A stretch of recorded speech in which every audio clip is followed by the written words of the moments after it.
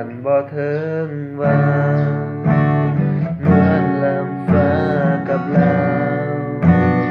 แต่ความจริงสองเฮาเดินทางเป็นพันปีแสนมีบางสิ่งกันกลางมีบางอย่างแยกแบ่งฝืนก็ยิ่งอ่อนแอสุดท้ายก็ต้องปล่อยวางหักมันยังง